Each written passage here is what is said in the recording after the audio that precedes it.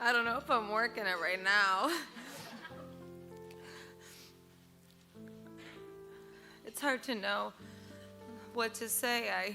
I wrote this speech and there's teleprompters and I got papers. I don't know what to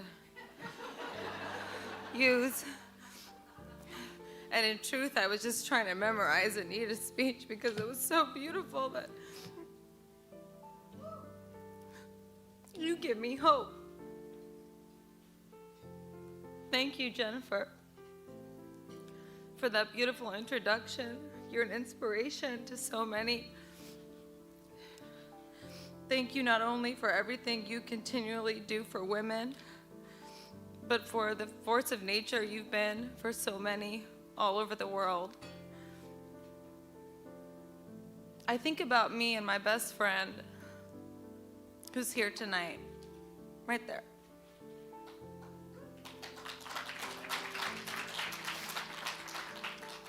I've known her since I was 4 years old. Beautiful adopted woman from Korea.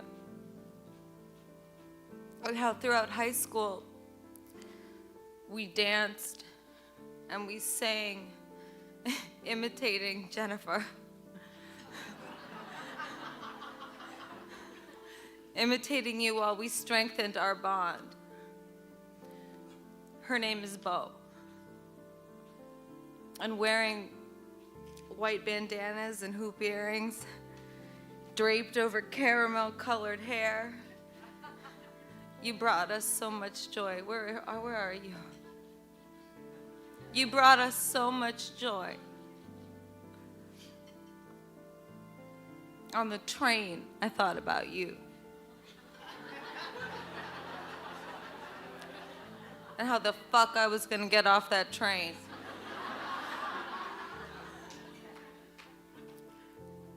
She loved you so much. We even gave her the nickname J-Bo. No, for real. Like, we called her that all the time. There is not a doubt in my mind that you will be loved forever as the powerhouse of a performer and woman that you are. Thank you for making so many memories for me and my friends that I will cherish forever in my heart. Thank you so much.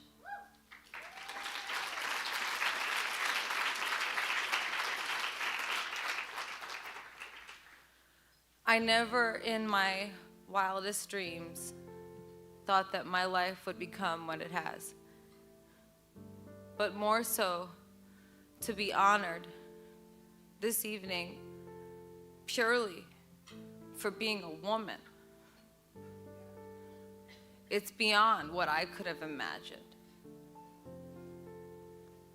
I guess I didn't see it happening in my lifetime.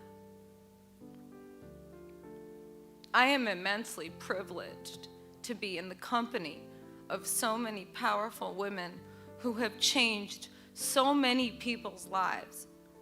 I am so humbled to be standing hand in hand with every one of you today.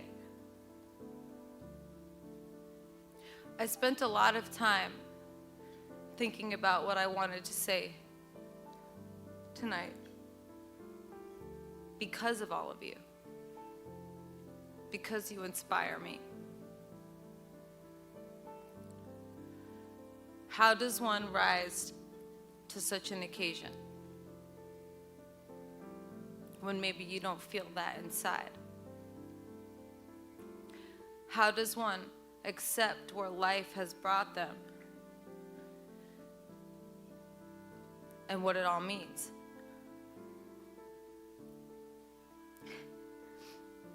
As I tried on dress after dress today, getting ready for this event, one tight corset after another,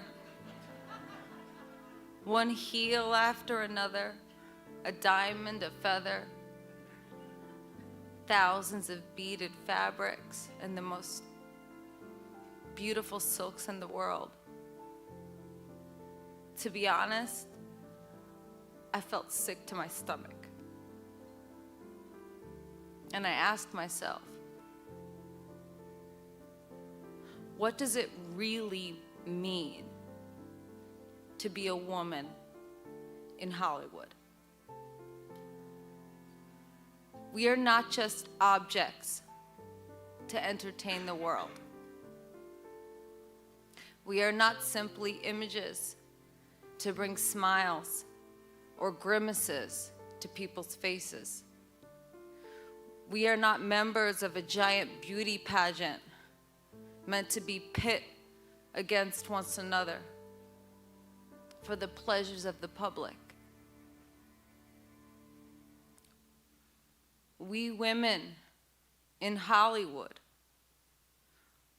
we are voices. We have deep thoughts and ideas and beliefs and values about the world, and we have the power to speak and be heard and fight back when we are silenced. So,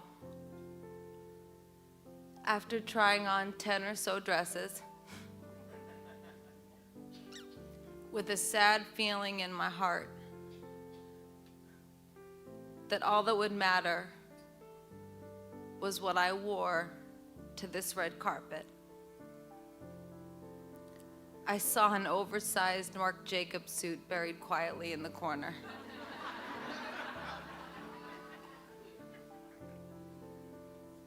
I put it on to a resounding view of eyes glaring at me in confusion.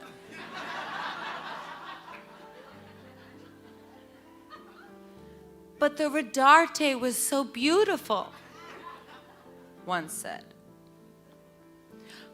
But the Raf Simons for Calvin Klein was so stunning on you, said another. But what about the Brandon Maxwell? What about the Dior? Lots of questions. They were all dresses. This was an oversized men's suit made for a woman, not a gown.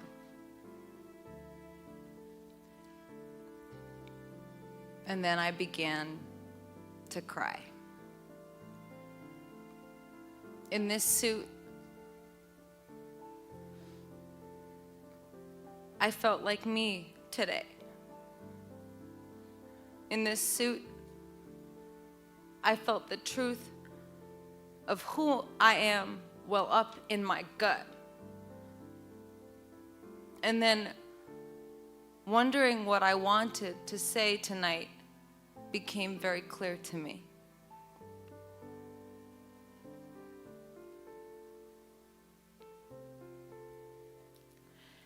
As a sexual assault survivor by someone in the entertainment industry, as a woman who is still not brave enough to say his name, as a woman who lives with chronic pain, as a woman who was conditioned at a very young age to listen to what men told me to do, I decided today I wanted to take the power back. Today I wear the pants.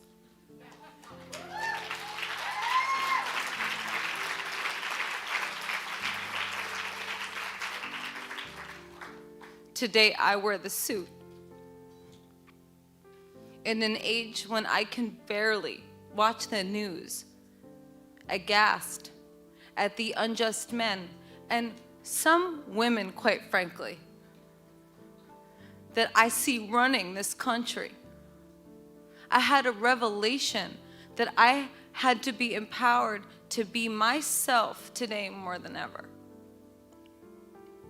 To resist the standards of Hollywood,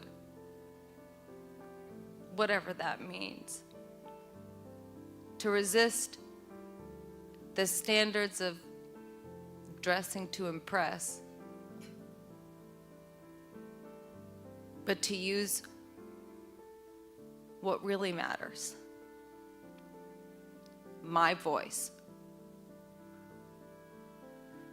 After I was assaulted when I was 19,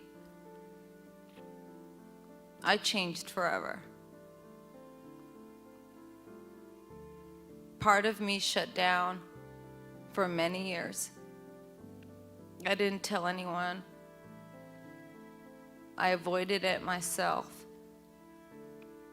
and felt shame even still today, standing in front of you.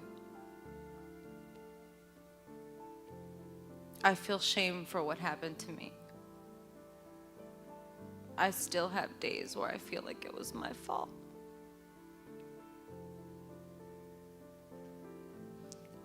After I shared what happened to me with very powerful men in this industry,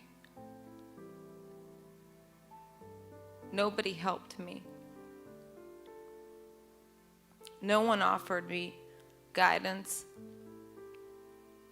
or a helping hand to lead me to a place where I felt justice.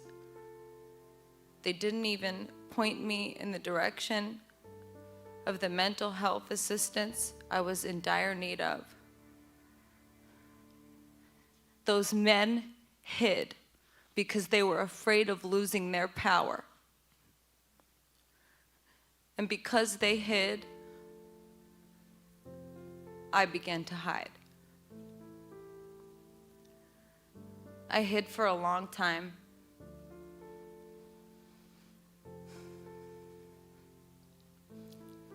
Until I started to feel physical pain.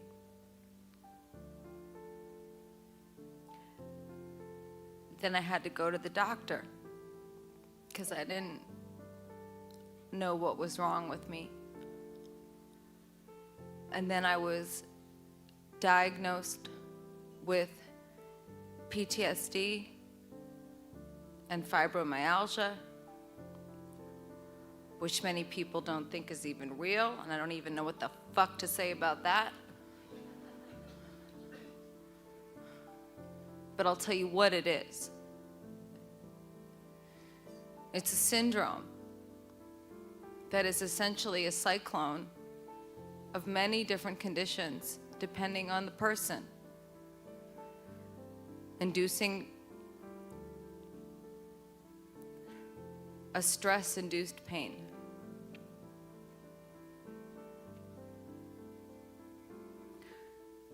And I really wish my friend Lena Dunham was here tonight, because I think she could probably articulate this much better than me. And I hope we can all agree that she's a remarkable woman.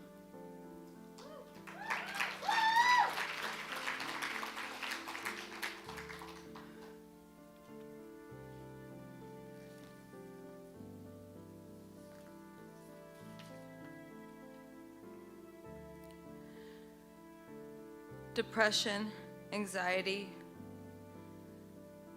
eating disorders, trauma. These are just a few examples of the forces that can lead to this tornado of pain. So what I would like to say in this room of powerful women and men today is, let's work together to beckon the world towards kindness. I'm fortunate enough now to have the resources to help me. But for many, the resources either don't exist or people don't have the ability to pay for or access them. I want to see mental health become a global priority.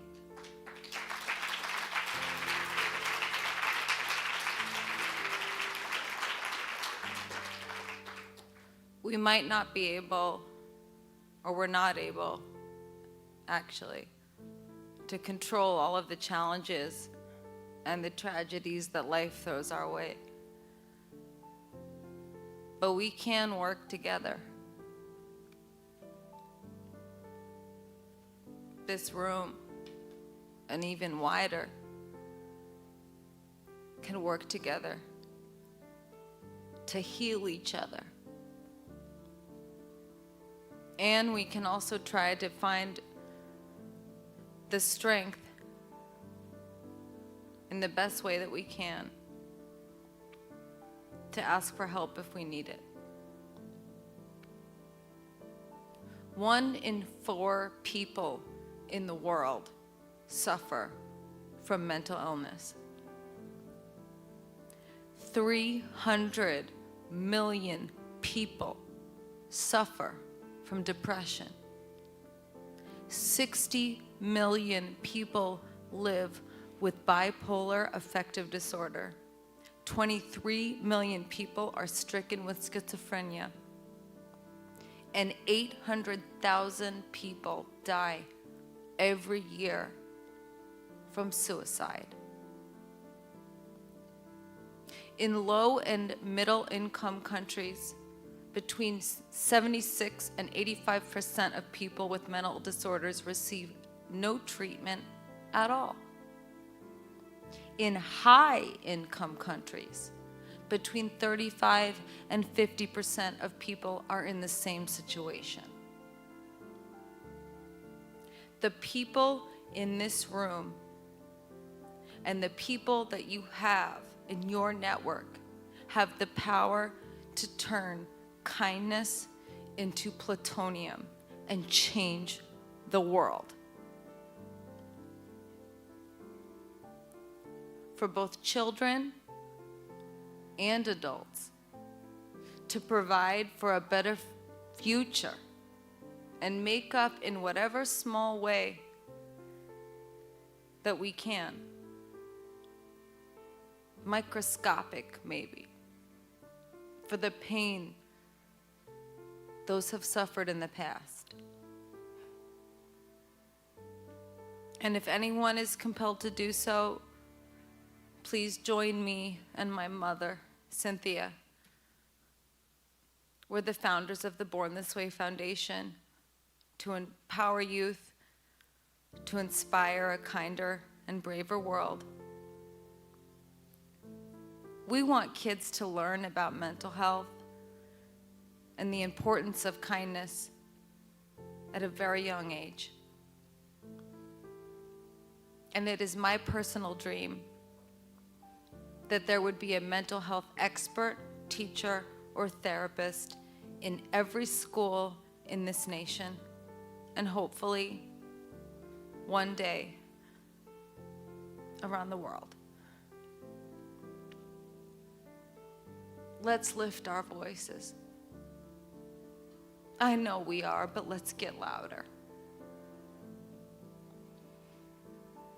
And not just as women, but as humans. And see that there are great men in the world. And ask them to hold our hands for justice, that our voices be heard, whatever our story may be, for an equal standing, that we will fight for justice for women and men and those with other sexual identities. For me,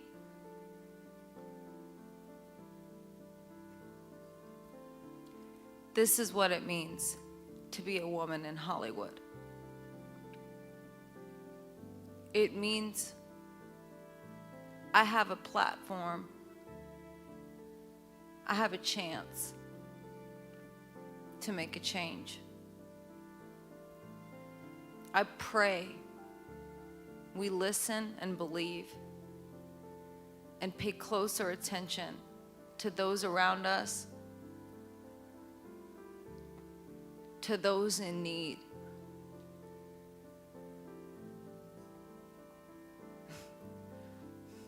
I'm sorry, I preach a lot, so you're gonna have to bear with me. Be a helping hand. Be a force for change. Thank you, Nina Garcia. Thank you, Stephen Gann.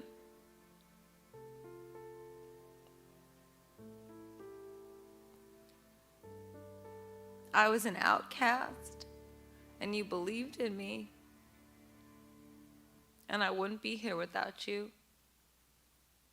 Thank you, Elle. Thank you, all the loved ones in my life. Bobby, I love you. Everybody at table 5. My fiance, Christian. All the loved ones in my life who take care of me every day. And Ryan Murphy.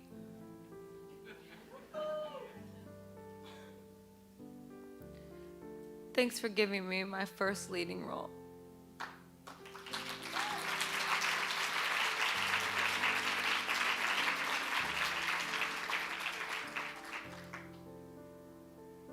You know that Golden Globe belongs to you, man. Thank you to all of you, everybody in this room who has supported me in having a voice and knowing I have something inside me to give that's more important than any stereotype about Hollywood. I have my heart to give to you. And I want you to have all of it. Thank you for inspiring me. I can't say enough about you. Listening to you speak tonight gave me hope. When I have trouble sleeping, because I'm afraid. Or when I walk out in the world and I'm trembling inside, it's women like you, Anita, that make me feel strong. Come on.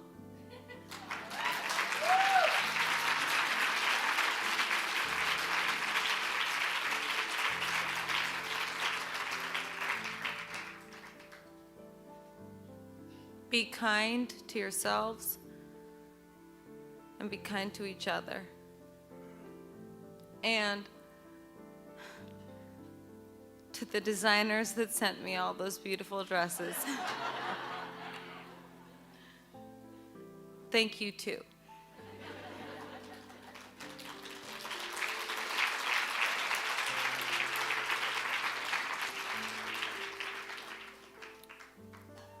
It taught me something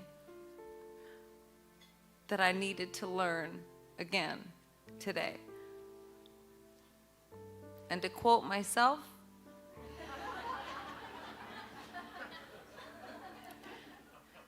if there's one thing you take away from me being here tonight, Al, it's breed compassion. Amen. Fashion. Thank you.